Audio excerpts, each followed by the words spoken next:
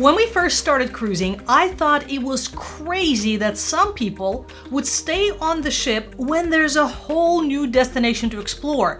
But after nearly 40 cruises, guess what? We've become those people that choose to skip certain ports on purpose. And with the way that cruising has evolved, there are now even more reasons to stay on board, and some of them might surprise you. So today I'm going over 12 reasons why many seasoned cruisers are rethinking port days. And before we dive in, let me clarify, this video mainly applies to cruises in the US market, where about 72% of all US sailings are going to the Bahamas and the Caribbean. So if you're going to any other destination like Alaska, Mediterranean, Asia, it's a completely different story. And of course, if you're going on your first cruise, I 100% recommend getting off the ship in every port. And we still explore every port that we have not been to. And so I would encourage everybody to do the same at least once, because you never know what you might be missing. Now, if you have any other reasons why you choose to stay on the ship, or if you think some of these reasons do not apply, then let me know in the comments. I would love to hear what you think. So let's get started. So we'll start with this one. If you have cruised a lot, then some ports just don't have the same excitement the second, third, the 10th time that you've been there. There are ports that we have visited so many times that we're just tired of them. For example, we have been to Nassau more times than I can count. And at this point, we've done the water parks, been to all-inclusive resorts, done the dolphin excursion, the Blue Lagoon, walked through the straw market and all the historical landmarks. And before you say, well, you can just grab a cab and go to the beach, here's a revelation. Not everybody is a beach person. So we used to live in Florida, so a couple hours at the beach is not the biggest highlight of our cruise vacation. So in our case, in these ports, staying on board and enjoying the ship just makes more sense to us. Many cruise ports in the Caribbean and the Bahamas can feel somewhat commercialized, and they're really set up just like another shopping district. And I'm talking about the actual port area itself, which of course you can avoid by going on excursion or paying for a resort, and I'll get to that in a minute in a different point. But when you have multiple ships docking at the same time, thousands of passengers are flooding that same area, and it makes the port very crowded. Now you end up waiting in long lines, squeezing through these busy streets, only to end up in a shopping area that looks about the same in every port. You'll see store after store selling identical shirts and souvenirs, and they're all made in China. So add to that a bunch of rather aggressive vendors trying to sell you tours, taxis, or hair braiding, and pretty much anything else, and it can feel overwhelming. Now let me know in the comments if you think the same way, that these ports are becoming too crowded and commercialized. Speaking of ports, in some places, instead of walking straight off the ship onto the pier, you have to take a small boat called a tender, and that boat will shuttle you to the shore. Now, sounds like fun, right? You get another boat ride. But the problem that many people don't realize is that if the water is choppy, that short ride can be really difficult for people who are prone to motion sickness. Now, I'm personally blessed not to have motion sickness on the ship. In fact, I love that rocking motion at night. It just kind of rocks you to sleep.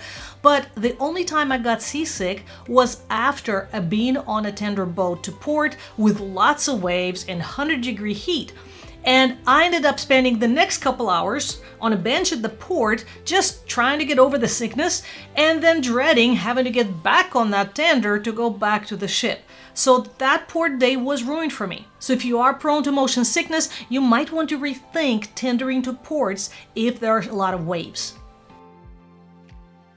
Another new factor that we have come across just in the last couple of years is when we started traveling with older members of our family who had some mobility issues. You see, unlike the US, most Bahamas and Caribbean destinations don't have the same accessibility standards, and you will find cracked sidewalks, very few ramps, and streets that just were not designed for wheelchairs or scooters. And even getting off the ship can be a hassle. Some gangways are really steep, and in tender ports, boarding those small boats can be very tricky for people, especially in rough waters. So for people with limited mobility, staying on board can actually be a better option. Unfortunately, not every cruise port is a picture-perfect paradise. Some destinations do have higher crime rates, persistent scams, or safety concerns. For example, recently, Labadee, Haiti has been on the news due to the high crime rates. And Royal Caribbean stopped cruising there for a while and then restarted it. But many people choose not to get off the ship there, even though the cruise line owns that specific part of the port. Now, personally, we feel pretty safe in most ports that we go to, but I always research safety before visiting any new port that I don't know about, and I want to know the areas not to go to. That said, some people feel just fine getting off in all of these ports, so it is definitely a personal preference. Now, what's your take on that? Are there any ports that you just want to avoid due to safety concerns? Let me know in the comments. Another reason we choose to skip some ports is if we're only stopping there for about 5 or 6 hours, because it really just barely worth it by the time you consider travel time. So let's say you dock at the port, it takes you half hour, could be an hour to get off the ship, and then another half hour to get to your excursion. And unless you want to be in somebody's viral video of the pier runners, you want to plan to be back on the ship at least an hour or so before all aboard time. And that will allow you for some cushion for things like traffic jams. So that would leave you with maybe a couple hours to actually enjoy whatever it is you chose to do in port. So instead of feeling rushed, many cruisers prefer to stay on board on those short stops, enjoy the relaxed day, and not stress about missing the all aboard time. Of course, all these points have to do with the port themselves, and as I said, you can avoid them by going on an excursion or a beach resort, and we've done many of those and continue to do them, but not always. You see, cruises already cost a lot, and port days can add up really fast. Shore excursions can cost anywhere from $50 to $250 per person, so you're talking about $200 to $1,000 for a family of 4 for just a few hours excursion. And if you explore on your own, you're still going to be paying for transportation, food, drinks, and other things like resort access or beach umbrellas. So here's a question to ask yourself. Is it worth paying extra for food and drinks in port when you already have that included on the ship? Now, many people say, why would people pay for specialty restaurants when you already have food included? And then those same people will leave the ship to go eat at the touristy restaurant right there at the port.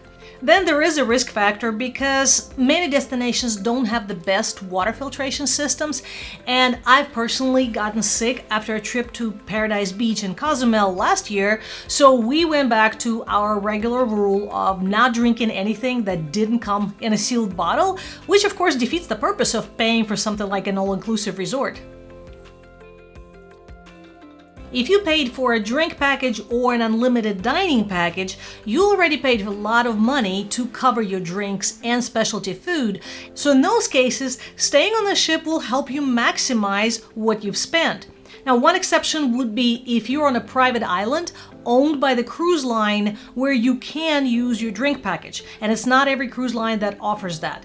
But otherwise, spending a day in the port that you don't really care about will end up costing you more in food and drinks.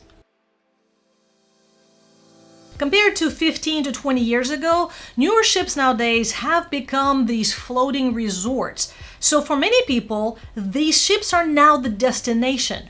They have water slides, zip lines, go-karts, ice skating, surf simulators, and even roller coasters.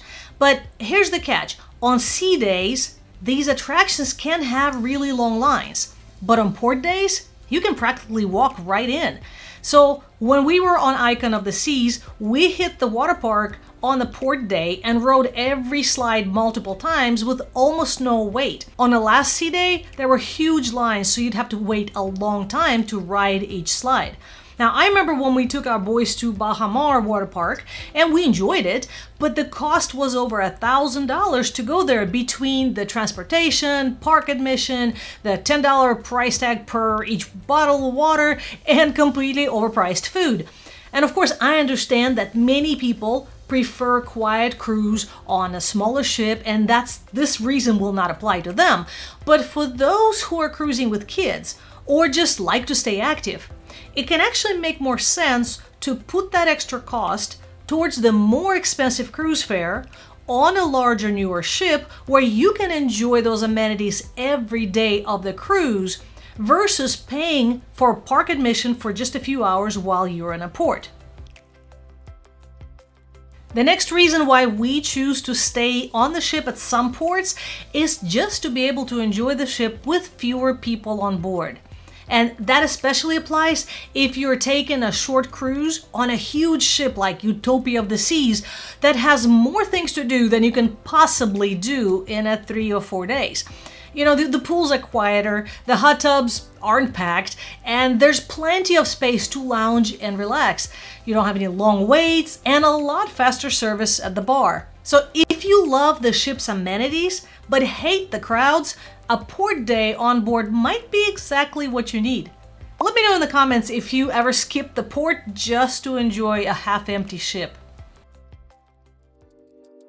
Now, if you love to splurge on extra things on a ship, staying on board during a port stop can help you save some money because most cruise lines offer discounts on massages and salon treatments when the ship is in port.